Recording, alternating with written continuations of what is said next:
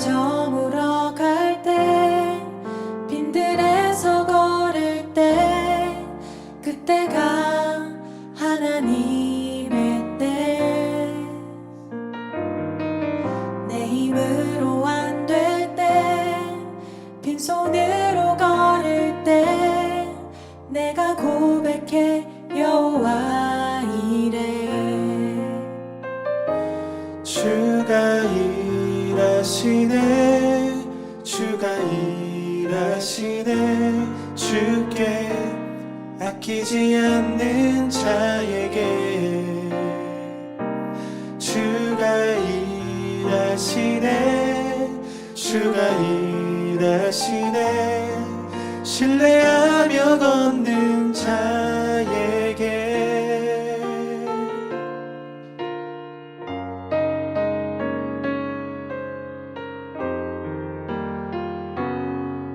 우리 모인 이곳에 주님 함께 계시네 누리네 아버지 은혜 적은 떡과 물고기 내 모든 걸 드릴 때 모두 고백해 여호와 이래 주가 일하시네 주가 일하시네 주께 아끼지 않는 자에게 주가 일하시네 주가 일하시네 신뢰하며 걷는 자에게 주가 일하시네 주가 일하시네 주께 아끼지 않는 자에게 주가 일하시네 주가 일하시네 신뢰하며 걷는 자에게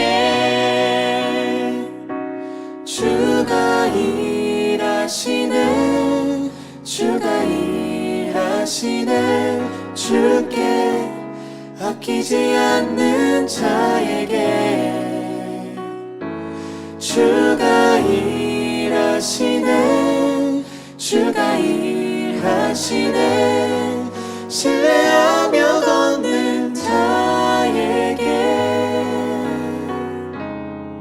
신뢰하며 걷는 자에게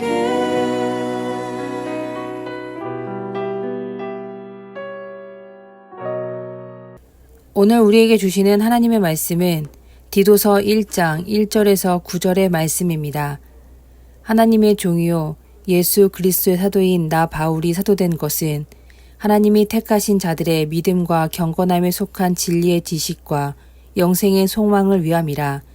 이 영생은 거짓이 없으신 하나님이 영원 전부터 약속하신 것인데 자기 때에 자기의 말씀을 전도로 나타내셨으니 이 전도는 우리 구주 하나님이 명하신 대로 내게 맡기신 것이라.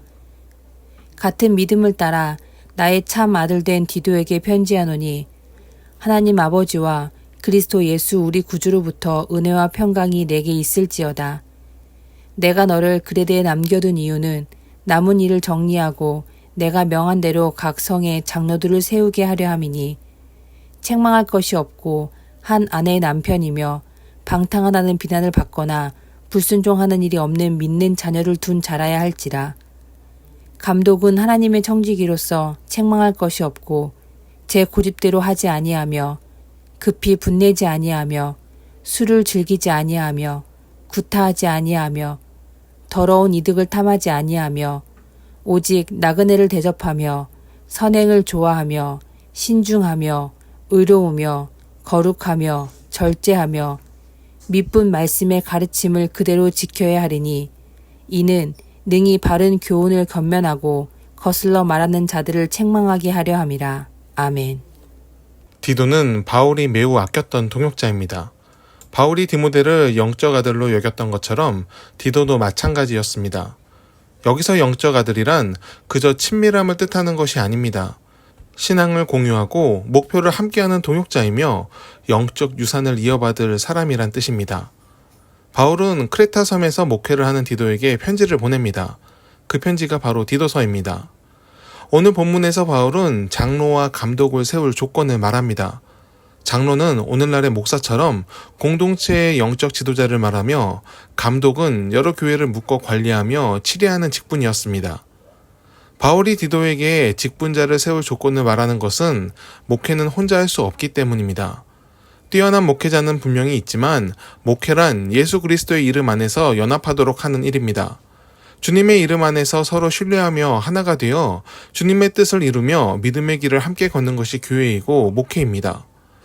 오늘날 교회에는 목회자가 그룹과 평신도 그룹으로 따로 존재합니다.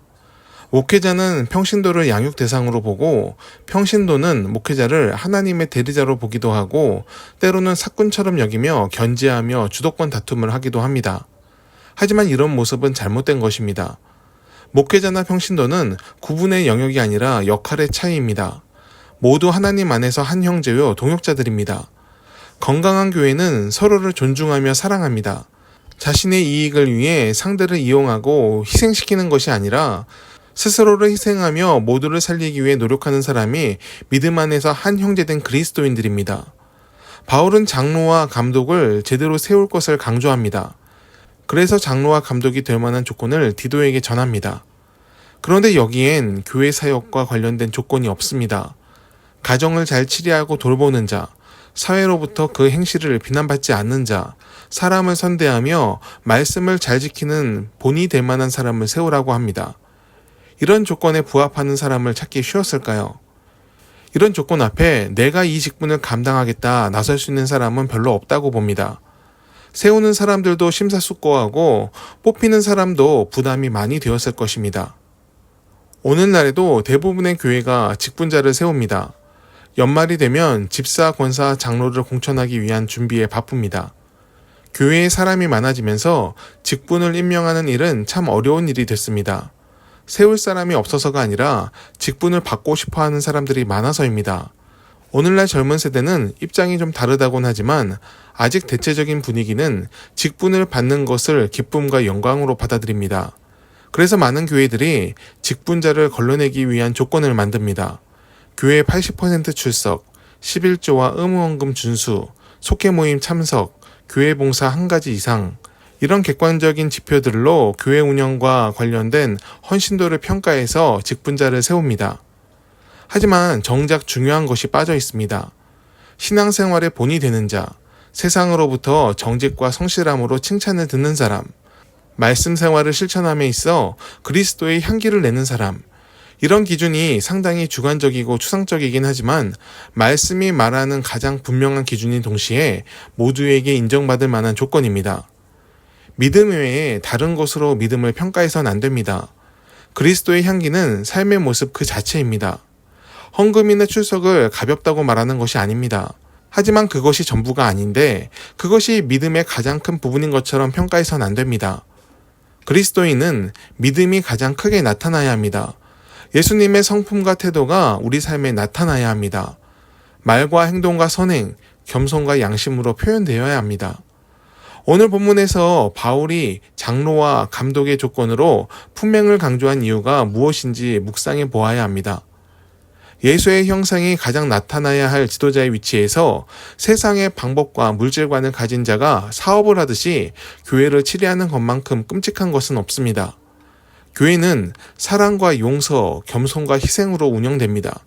그것이 예수님의 모습이었고 제자들이 예수님으로부터 물려받은 유산입니다. 하나님은 사람을 통해 복음을 전하십니다. 그 도구로 바울을 택하셨고 디모데, 디도와 같은 사람들이 이어가도록 이끄셨습니다. 그리고 오늘 우리들에게도 같은 사명이 있습니다. 항상 예수님께 초점을 맞추고 은혜로 사는 사람이 되길 바랍니다. 우리의 형상과 삶의 태도에서 예수님의 향기가 나기를 바랍니다. 주님의 향기가 우리 삶을 통해 흘러나올 때 세상이 우리를 통해 예수님을 보게 될 것입니다. 또한 우리는 주님께서 주신 직분을 선하게 감당하고 있음을 증명하게 될 것입니다. 기도하겠습니다. 주님, 항상 신실한 신앙생활을 하길 원합니다. 예수님을 바라고 예수님을 따라가며 예수님의 향기가 나는 삶이 되게 하옵소서. 빛 좋은 게살구 같이 외형만 갖춘 가짜가 되지 않게 하시고 예수님의 성품을 닮아서 세상을 품는 사람이 되게 하옵소서. 마음이 강팍하고 연약한 순간이 많으나 그때마다 내주하시는 성령님의 손을 붙들고 하나님이 이끄시는 선택으로 삶을 채워가게 하옵소서. 우리에게 주어진 성도의 삶을 온전히 감당하도록 이끌어 주옵소서.